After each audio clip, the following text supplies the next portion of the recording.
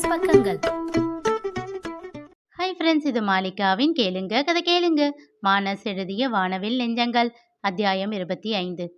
முரளியை தன் வார்த்தைகளால் வதைத்து ஒதுக்கி வைத்த சத்யாவே அவனுக்காக ஏங்க ஆரம்பித்தாள். அதன் பிறகு இத்தனை வருடங்கள் அவனுக்காக தவம் இருக்கத்தான் செய்தாள். ஆனால் அவன் பார்வையில் எந்த மாற்றமும் இருந்ததில்லை. பாட்டியும் இறந்த பிறகு, இருவரும் சகஜமாக பேச ஆரம்பித்த பிறகு அவள் மனம் அவனிடம் தறிக்கெட்டு ஓடும். வெட்கத்தை விட்டு அவன் முன் நின்று அவனை விரும்புவதை சொல்லிவிட சொல்லி மனம் உந்தும். ஆனால் பதிலுக்கு அவன் ஏதேனும் சொல்லிவிட்டால் அதனை தன்னால் தாங்க முடியுமா என்று எண்ணி பயந்து அமைதியாக இருந்து விடுவாள். அவனுக்காக சிறு சிறு விஷயத்தையும் பார்த்து பார்த்து செய்தாள். என்றாவது ஒரு நாள் அவன் தன்னை புரிந்து கொண்டு தன்னிடம் வரமாட்டானா என்று ஏங்கி தவித்தாள். நெஞ்சாங்கோட்டில் அழகான ஒரு கூட்டை கட்டி அதில் அவனுக்கான காதலை சிறுக சிறுக சேமித்து பொத்தி அடைக்காத்து வைத்தாள். எத்தனையோ முறை அவள் அதிகாலையில் கண்விழிக்கும் போது அவன் உறங்கிக் கொண்டிருப்பான். அவன் மேல் கொண்ட காதல் பொங்கி ஊற்றெடுக்கும். அப்படியே அவனை கட்டி கொண்டு அவன் மார்பில் புதைந்து விட தோன்றும். அன்னைக்கு என்ன பிடிக்கலன்னு சொன்னியே, இப்போ உன்னுடைய தேவை மனசுக்கா உடம்புக்கா என்று அவன் கேட்டுவிட்டால் என்ன செய்வது? அப்படி அவன் கேட்டால் அடுத்த நொடி தான் இறந்து விட மாட்டோமா என்று பயந்து தனக்குள் தோன்றும் உணர்வுகளை கட்டுப்படுத்திவிட்டு சென்று விடுவாள். அவ்வப்போது அவன் முகத்தை அவளுக்கு பார்த்து கொண்டே இருக்க வேண்டும். என்றாவது ஒரு நாள் வேலை அதிகமாக இருக்கும் பட்சத்தில் மாலை வரை அவன் வீடு வராமல் இருப்பான். காலை மதிய உணவை கூட தந்துவிட சொல்லியிருப்பான். அது போன்ற நேரங்களில் அவனை காண ஏங்கி மாலையில் அவனுக்கு பிடித்ததை ஏதாச்சும் செய்து வைத்துவிட்டு அவனை அழைப்பாள்.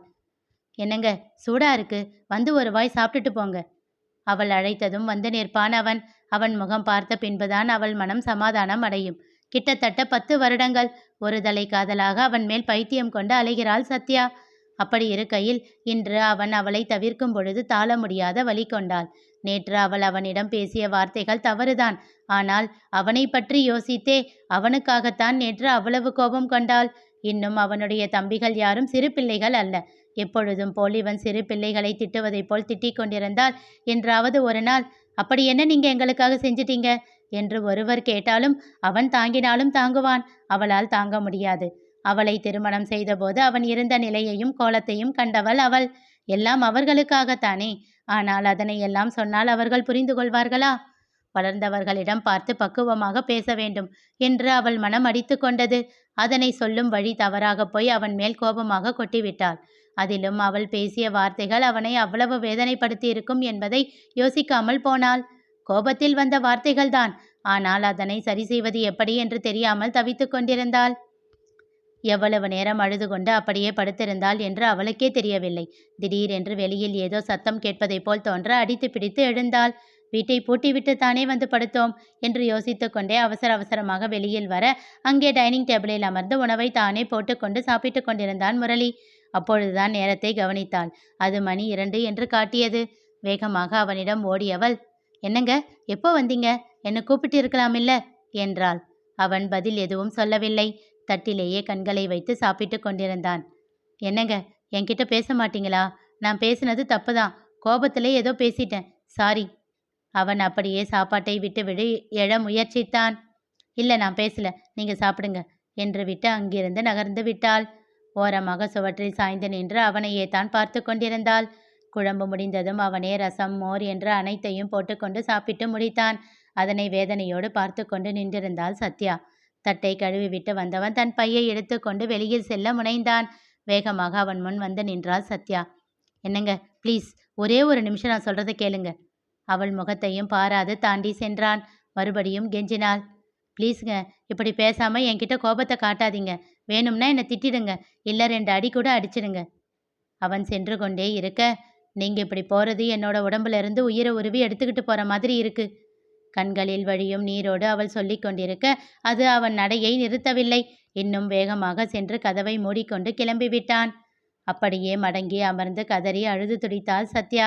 சிறிது நேரம் அழுது கொண்டிருந்தவள் அதற்கு மேல் ஏதோ யோசனை வந்தவளாக கண்களை துடைத்து கொண்டு எழுந்தாள். தன் பர்ஸை எடுத்து அதில் கைபேசியை வைத்துக்கொண்டு வீட்டை பூட்டி கொண்டு கிளம்பினாள். வேணுவின் பைக் ரிப்பேர் என்று அவளுடைய வண்டியை எடுத்து சென்றிருந்தான். அதை பற்றியெல்லாம் கவலைப்படாமல் நடந்தே தன் தந்தையை காண சென்றாள். அழைப்பு மணியை ஒலித்துவிட்டு காத்திருக்க கதவை திறந்தார் சங்கரன். அப்பா என்றாள். அவள் முகத்தை ஒரு நொடி ஆராய்ந்தவர் எதுவும் சொல்லாமல் உள்ளே சென்றார்.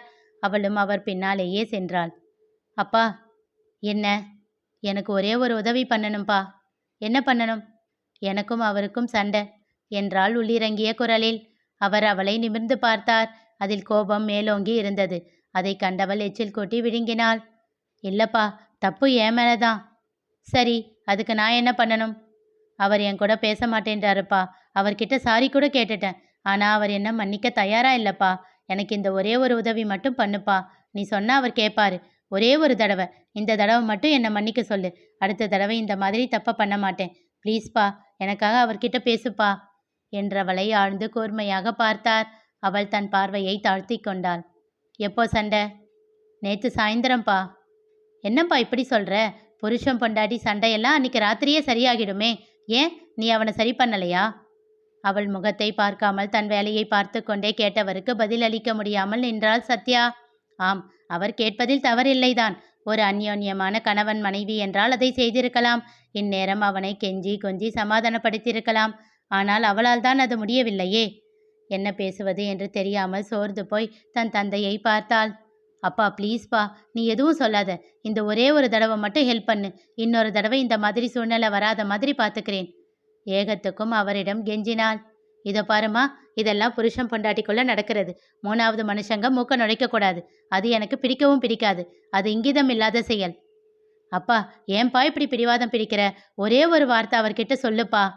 கடைசியாக இருக்கும் நம்பிக்கையும் பொய்த்து விடக்கூடாது என்ற தவிப்பில் தன் தந்தையிடம் கெஞ்சிக் கொண்டிருந்தாள் சத்யா. அவர் இன்னும் மௌனமாகவே இருக்க, அப்பா ப்ளீஸ்ப்பா, அவர் என்கிட்ட பேசலைன்னா எனக்கு கஷ்டமா இருக்குப்பா. புரிஞ்சுக்கோப்பா, எனக்கு ஹெல்ப் பண்ணுப்பா.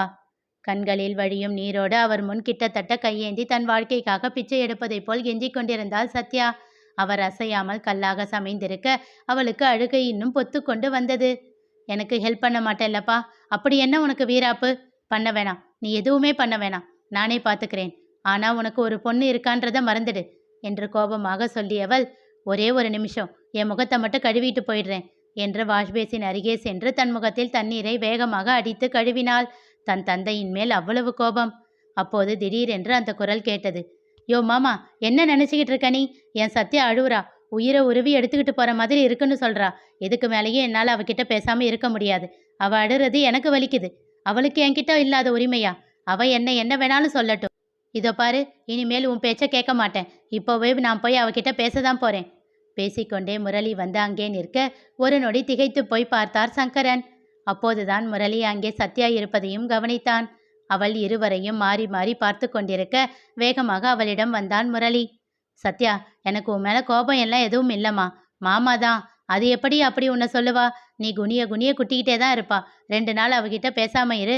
அப்போதான் இன்னொரு தடவை இந்த மாதிரி பேச மாட்டா அப்படின்னு சொல்லி என்னை தூண்டி விட்டாரு.